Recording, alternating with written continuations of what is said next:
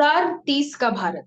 2030 के भारत के इस खास एपिसोड्स में हम आपके सामने कुछ ऐसे चेहरे लाते रहते हैं जिनसे हमारा यही सवाल रहता है कि आखिर 2030 तक गरीबी कैसे खत्म हो पाएगी, भूखमरी कैसे खत्म हो पाएगी और जो एजुकेशन का जो लेवल है वो कैसे आगे बढ़ पाएगा। हमारे साथ बहुत से चेहरे अभी जुड़ चुके हैं, लेकिन आज जो हमारे साथ मौजूद हैं वो एक मोटिवेशनल स्पीकर हैं, एक ऑथर हैं, फॉल इनटू राइज के ऑथर हैं, और साथ ही साथ इनके मोटिवेशन से न जाने कितने लोगों की जिंदगी जो है वो बदल चुकी है। काफी अच्छे मोटिवेशनल स्पीकर हमारे साथ जुड़ चुके हैं, मिस्टर बॉबी डिसूजा। बहुत बहुत स्वागत है सर आपका हमारे इस खास कार्यक्रम में। थैंक तो यू स्नेहा। जी, सबसे पहले मैं आपसे जानना चाहती हूँ, क्योंकि मैं हमारे दर्शकों को भी बता दूं और आपको भी बता दूं कि 2030 जो हमारा ये खास हमारी एक सीरीज चल रही है, ये हम्म, पूरा प्रोजेक्ट है हमारा, और इसमें हम उन लोगों से बातचीत करते हैं, वो यंग पर्सनालिटी से हम बात करते हैं जो ये बता पाए कि आखिर 2030 तक इंडिया का क्या लेवल रहेगा। हम तीन मुख्य टॉपिक्स पे, तीन अगर हम देखें तो मेजर टॉपिक्स हैं हमारे, like no poverty, no hunger and quality education. तो सबसे पहला और सबसे इम्पोर्टेंट मेरा आपसे यही सवाल है कि where do you see India in 2030? So, great question. Firstly, Sneha, and thank you for inviting me on this conversation. Uh, Currently, मैं थोड़ा रिसर्च कर रहा था और मैंने ऑब्जर्व किया कि currently the size of the Indian economy is USD 3.7 trillion, and it is expected to become USD 7 trillion by 2030.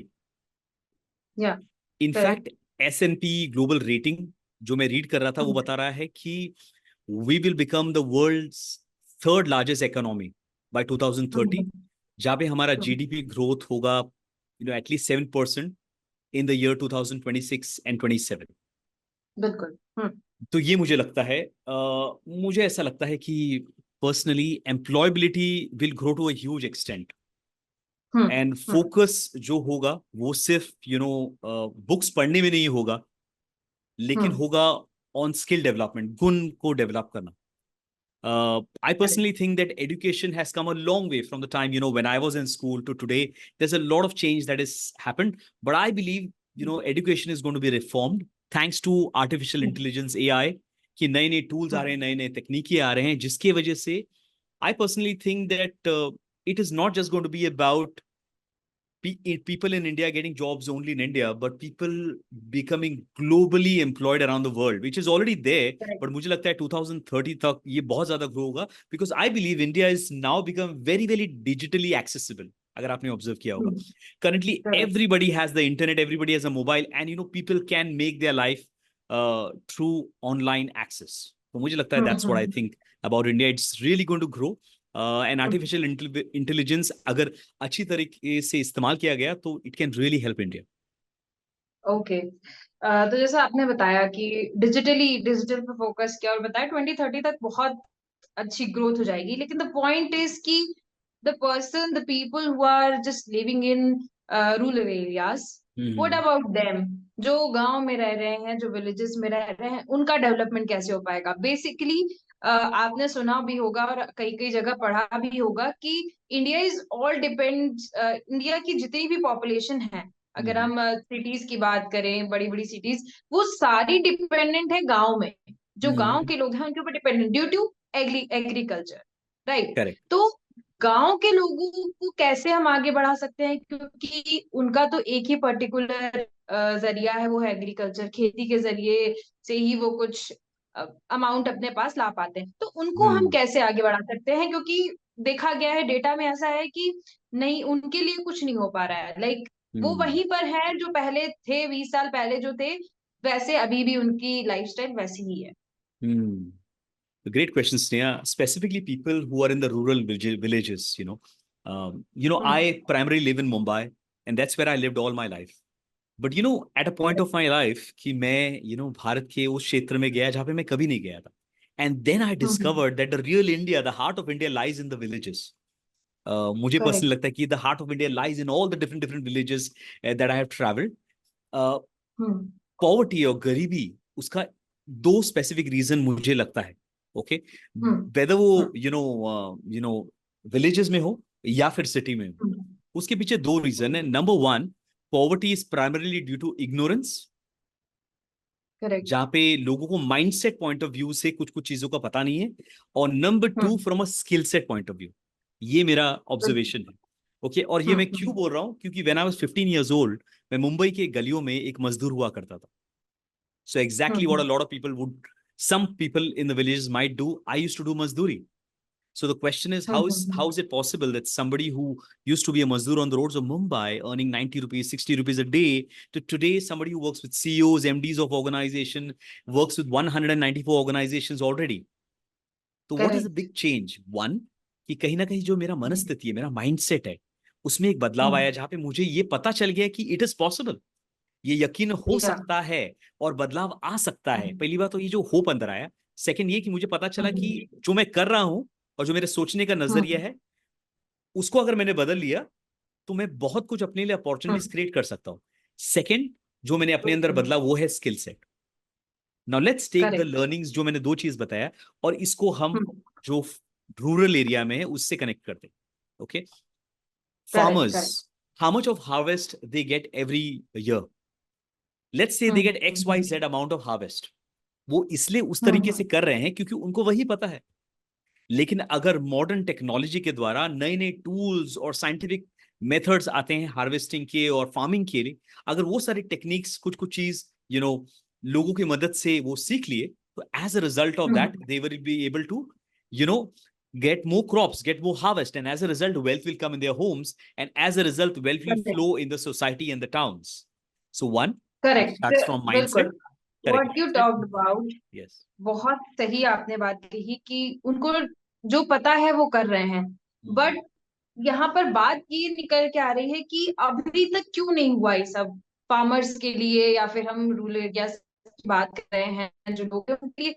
कौन कौन सोचेगा उनके लिए, क्योंकि गवर्नमेंट्स तो आ रही हैं जा रही हैं, उनके बारे में कोई कुछ सोच नहीं रहा है. तो कैसे ओवरकम कर पाएगा इंडिया? लाइक बहुत ही डिफिकल्ट हो चुका है. हम बात जरूर कर रहे हैं कि डिजिटल इंडिया है, डिजिटली सब आगे बढ़ रहे हैं, और ये बात भी सही है, क्योंकि आप देखेंगे कि हर एक इंसान के पास आजकल मोबाइल फोन मिलेगा, इंटरनेट यूज कर रहा है.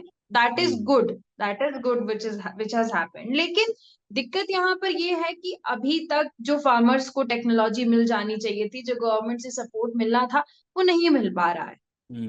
वेदर कोई भी गवर्नमेंट की मैं बात करूं, मैं किसी पार्टी का, आई एम नॉट पार्टी स्पेसिफिक, तो मैं यहाँ पे पार्टी का नाम नहीं लूंगी, बट किसी भी कोई भी गवर्नमेंट आई हो, कोई भी पार्टी जीती हो हारी हो, यहाँ पर पर्टिकुलरली इग्नोर किया गया है उन लोगों को जिनको वास्तव में डेवलप करना चाहिए था. जो डेवलप हो रहे हैं वो तो हो रहे हैं, जिनके पास स्किल्स है वो तो डेवलप हो रहे हैं, लेकिन जिनके पास स्किल्स नहीं है उनके लिए कुछ तो करना चाहिए था जो नहीं हो पाया है. तो उसको कैसे ओवरकम कर पाएंगे? मैं ये तो नहीं बता सकता कि क्यों नहीं हुआ. Okay, because see that is never, see मेरा पर्सनली एक बिलीफ है, और हम सब एक विश्वास और एक बिलीफ फिलोसफी से वर्क करते हैं. तो मेरा पर्सनल एक बिलीफ है कि देयर आर सर्टेन थिंग्स जो मेरे नियंत्रण में है, और कुछ कुछ चीज हमारे नियंत्रण में नहीं है. हमारे नियंत्रण में क्या है उस पर हम फोकस कर सकते हैं. तो जो नहीं हुआ, I am no one to talk about that. But what I definitely can say is, मुझे ऐसा लगता है कि there are so many people across different places in India, जिन्होंने जाके, भले वो शहर के लोग थे या वो गांव के लोग थे, उन लोग ने, कुछ कुछ लोग ने तो पढ़ाई करके भी, सिटी में पढ़ाई करके फिर अपने गांव गए, और वहां पे बिल्कुल. टेक्नोलॉजी के द्वारा स्वदेश जो मूवी है वो रियलिटी में करेक्ट. लोगों ने लिव किया है. तो ऐसे ऐसे लोग हैं. मुझे ऐसे पर्सनली लगता है कि I am sure that the government which ever government comes, they will definitely work towards the farmers, because उनके द्वारा हमारा देश चलता है एक्चुअली. क्योंकि हम टेक्नोलॉजी को खा तो नहीं सकते, आर्टिफिशियल इंटेलिजेंस को खा तो नहीं सकते. हमें जो खाना है वो finally comes from the farms, and that comes from farmers who, जो हमारे माई बाप है, मुझे लगता है. बिल्कुल. I still think that there has to be individual people like Sneha, like you, like me. There are so many people around जो, जिनके अंदर कोई थोड़ा एक विवेक जाग जाता है, जहाँ पे अवेयरनेस जाग जाता है, जो बोलते नहीं हम गांव के लिए कुछ करना चाहते हैं. ओके, हमने अपना घर बना लिया, पैसा बना लिया, बैंक में बैलेंस बना लिया, शादी कर ली, बहुत अच्छी बात है. लेकिन अब हम अपने गांव में जाके, अपने शहरों में जाके हम क्या क्या कर सकते हैं? And that's the question. Here is an example. कल शाम को जहाँ पे मैं रहता हूँ वहां पे कुछ वाटर प्रूफिंग का काम चल रहा था, और एक 18 साल का लड़का, जिसका नाम, मैं नाम भूल गया उनका, और उनको मिला मैं, और मैंने उनको पूछा कि 18 साल के हो, क्या करते हो, कहाँ तक पढ़े हो? तो बोलते हैं सर मैं 8 स्टैंडर्ड तक पढ़ा हूँ। बोले 8 स्टैंडर्ड तक? और आगे? बोलते टाइम कहाँ मिलता है। Did you just here that Sneha? Time कहाँ मिलता है? Now that's again an issue of correct. The mindset. तो मैंने बोला, आर यू श्योर टाइम नहीं मिलता है? मैंने बोला, क्या आपको पता है कि in India and around the world कि एक नाइट स्कूल्स होते हैं कि आप 6 बजे तक काम करिए, 2-3 घंटे का ब्रेक लीजिए, 2 घंटे 3 घंटे के लिए आप नाइट स्कूल कर सकते हैं। और कितने ऐसे अमेजिंग लोग हैं जिन्होंने दिन में काम करके रात में पढ़ाई करके अपने स्टडीज को पूरा किया है। अब मेरा क्वेश्चन ये है कि ये बंदा भी एक फार्म से बिल्कुल। आता है, एक किसान के परिवार से आता है, मजदूर है, ओके। और उसको उसको मैंने ये पूछा कि क्या तुमको लगता है तुम यही करना चाहते हो? तो उसका चेहरे पे चमक था, बोले नहीं नहीं नहीं, मैं तो कुछ बेटर करना चाहता हूँ। तो मैंने बोला तुमको कुछ बदलाव लाना पड़ेगा, तुमको रात को पढ़ना पड़ेगा। और मैंने इसको लास्ट में ये बोला कि मैं तुमको प्रेशराइज नहीं कर रहा हूँ, ये मेरा सिर्फ सजेशन है। और फिर मैंने मन में सोचा कि जब मैं 18 साल का था, 16 साल का था, जब जब मैं मजदूरी करता था, तो मैं भी ये सोचता था कि ये काम के अलावा मैं क्या करूंगा। लेकिन आई एम सो थैंकफुल कि there were people who guided me, who suggested me, who went out of their way to help me. तो मेरा पर्सनली ये बिलीफ है स्नेहा कि अगर वो खेती बिल्कुल। बाड़ी हो, सिटी में हो, शहरों में हो, मुझे ऐसा लगता है कि ऐसे मेंटर्स, ऐसे गाइड दुनिया में बहुत लोग जरूरी है, बिल्कुल। जो लोगों को राह दिखा पाए, ओके, और हेल्प करे। करेक्ट। एंड वो रास्ता अपने आप ओपन होता है, जैसे ये कहानी मैंने कहा। करेक्ट। करेक्ट। यानी कि हम ये समझ सकते हैं कि as a citizen of India there is responsibility of everyone to work for this. तो मैं आपसे एक जानना चाह एक सवाल है कि what you have done till now. Audiences जो दर्शक है हमारे वो भी जानना चाहेंगे कि what you have done for people till now. Hmm you have motivated in one or the other way or anything you have done for the people. हम्म सो काफी सारे कुछ कुछ चीजें तो मैं बताना नहीं चाहता, because I think it is important that we don't share a lot of things, because मुझे लगता है कि खुदा का देन है हम्म। कि हम कुछ कर पाए हैं। बट फाइनेंशियली तो हमने हम्म। कोशिश की है लोगों को हेल्प करने के लिए। लेकिन सबसे बड़ा चीज जो मैं कुछ देर पहले बोल रहा था कि मैंने लोगों को अपने माइंडसेट बदलने में मदद किया है।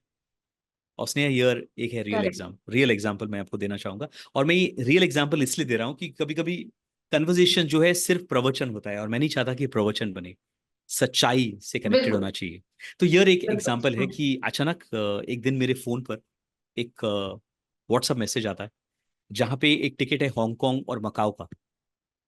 और हम्म। मैंने कभी हांगकांग और मकाओ का टिकट बुक नहीं किया, तो मुझे लगा कि गलती से किसी ट्रैवल एजेंट ने मुझे वो टिकट भेज दिया। तो हम्म। मैं उस बंदे को कॉल करने ही वाला था कि गलती से आपने मुझे भेजा है, कि सडनली मुझे एक फोन कॉल आया। हम्म। तो मैंने फोन उठाया, बोला यस। तो वो बंदा बोलता है, सर मुझे पहचाना? तो मैं बोला कौन? बोलता है, सर आपको याद है बहुत बहुत साल पहले 2013 में इमेजिका हम्म। नाम का बहुत बड़ा वाटर पार्क रिजॉर्ट है मुंबई में। हम्म। हम्म। वहां पे मैंने काफी सारे लोगों को ट्रेनिंग दिए, इंस्पायर किए, उसमें से ये एक बंदा था जिसको मैं सिखाता था।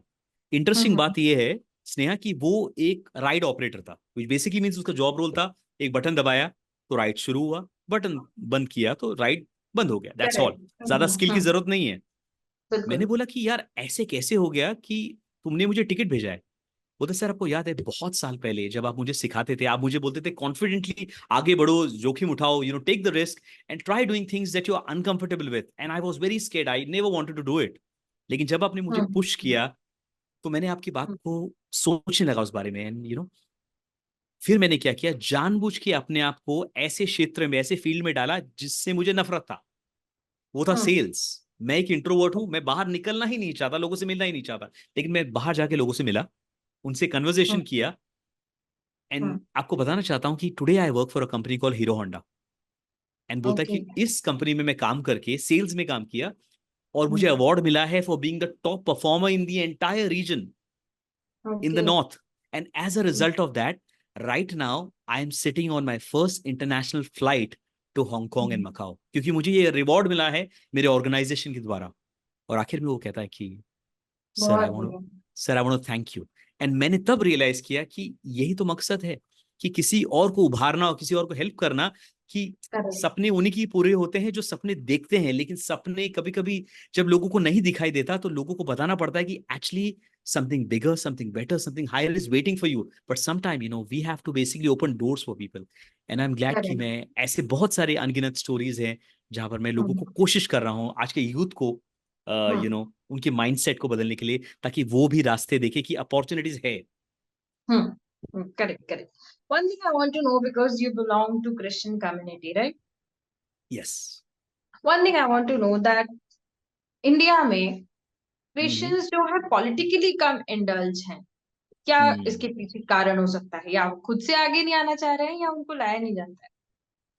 आई डोंट नो, मुझे लगता है कि कुछ कुछ क्रिश्चियंस लोग डेफिनेटली आए हैं हाँ, पर्सनली। आए हैं तो बहुत बड़े लेवल पे आए हैं, नहीं तो हाँ। फिर वो आए ही नहीं है। ऐसा हम्म। हुआ है। I don't think so. I have a specific answer for it personally because it's something that I don't want to talk normally about is religion because सबके अपने अपने नहीं, आई एम नॉट perspective है। Talking about hmm. Religion, just I want to know because 2030 का Bharat, we are also working for minorities to.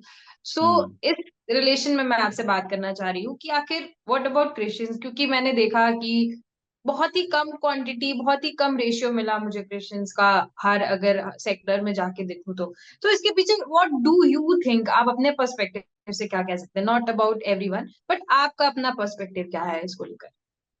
मुझे लगता है कि Christians are basically just human being and individuals like you and me and anybody else, whether it's मुस्लिम है, Christian है, हिंदू है, जैन है, जो भी है। लोगों का हम्म। इंडिविजुअल थॉट है कि वो पॉलिटिक्स में जाना चाहते हैं कि नहीं जाना चाहते। For me for hmm. Example, if you ask me क्या मैं पॉलिटिक्स में जाना चाहता हूँ, नहीं। क्योंकि मुझे ऐसा लगता है कि पॉलिटिशियन होना बहुत करेजियस काम है। मुझे ऐसा करेक्ट। लगता है क्योंकि हम्म। अपार्ट फ्रॉम जो ये नेगेटिव एस्पेक्ट देखते हैं, लेकिन अगर आप रियलिटी में देखें, कोई भी हम्म। ब्रेव पॉलिटिशियन जो रहा है, they have hmm. To be very very courageous to face a lot of criticism.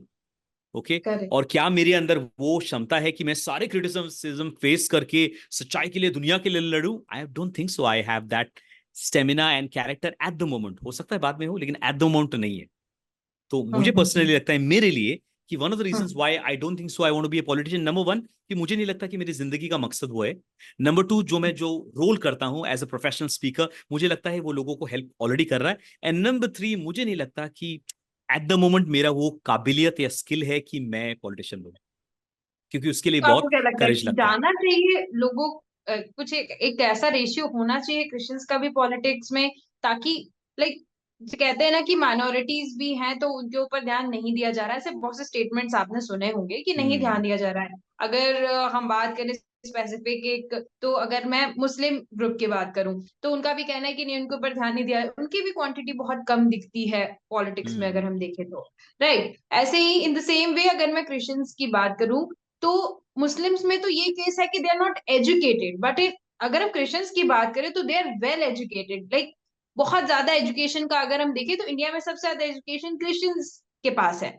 तो ये एजुकेशन होने के बाद भी इंडियन पॉलिटिक्स में इन्वॉल्व नहीं होना, क्या ये सही है, या फिर आपको लगता है कि इन्वॉल्व होना चाहिए?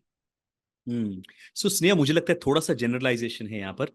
हम्म। हिंदू हो, मुस्लिम हो, क्रिश्चियन हो, जैन हो, सारी कम्युनिटी के, मुझे लगता है कि एजुकेशन बहुत सीमा पे हर जगह पर है, और बहुत जगह हम्म। पे नहीं भी है, इवन इन क्रिश्चियंस और इवन इन हम्म। मुस्लिम और इवन इन हिंदूज। मुझे लगता है सारे अलग अलग रिलीजन में बहुत लोग हैं जो बहुत पढ़े लिखे हैं, बहुत जो लोग हैं शायद नहीं है। Hmm. That is what personally I believe, और आई थिंक एजुकेशन जो है फाइनली अगेन माइंडसेट से आता है। ओके। करेक्ट। कहीं ना कहीं हम्म। माँ बाप को ये बिलीव करना पड़ेगा कि अगर मैं नहीं पढ़ पाया, कोई भी रिलीजन हम्म। का हो, किसी भी तरह का पर्सन हो, कि अगर मैं नहीं पढ़ पाया तो क्या मैं चाहूंगा कि मेरा बच्चा भी ऐसा रहे?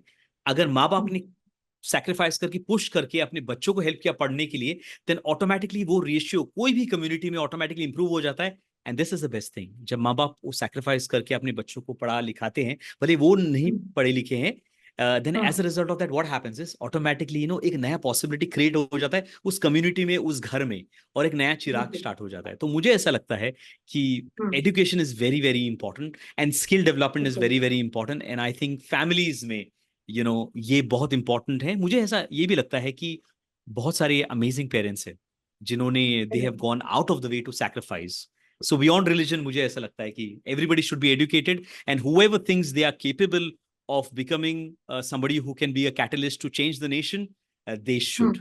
That's my answer. Correct. One more last question. Last but I think it's not the least. Last मेरा ये question है कि हम अगर पॉलिटिकल पार्टीज पर डिपेंडेंट ना रहे और एज अ कॉमन पीपल, आम जनता की बात करें अगर हम, तो आम जनता 2030 के भारत सस्टेनेबल डेवलपमेंट गोल्स जो मैंने पहले भी जिक्र किया, कैसे उसको अचीव कर पाएगी अगर सिर्फ आम जनता आगे आए? Do you have any idea कि अगर आम लोग एक साथ आ जाएं तो हम 2030 तक जो भी लक्ष्य है हमको प्राप्त कर पाएंगे? एक छोटा सा एग्जांपल देता हूँ। जैसे कि आपने सुना होगा लायंस क्लब है, रोटरी क्लब्स है, ऐसे और अलग अलग कम्युनिटीज के ऐसे बहुत सारे ट्रस्ट है जो लोगों के लिए बिना मतलब का beautifully, even Sikh community for example, okay, और डिफरेंट डिफरेंट कम्युनिटीज जो है, बहुत सारे लोगों के, and these are unspoken, they are not in the news, okay, by they are not anywhere, but ऐसे बहुत सारे लोग हैं जो एजुकेशन के लिए, जो फाइनेंशियली, जो राशन है, ये बहुत सारे लोगों को सपोर्ट करते हैं। मुझे ऐसा लगता है ये जो अलग अलग कम्युनिटीज है, does not matter which religion, which com, क्या पर्पस के लिए, लेकिन अगर ऐसे अलग अलग कम्युनिटी की इस बच्चों के एजुकेशन के लिए और बच्चों के अपलिफ्टमेंट के लिए अगर वर्क करेंगे, तो मुझे ऐसा लगता है कि 2030 तक वही सारे बच्चे जो है फ्यूचर ऑफ इंडिया बनते।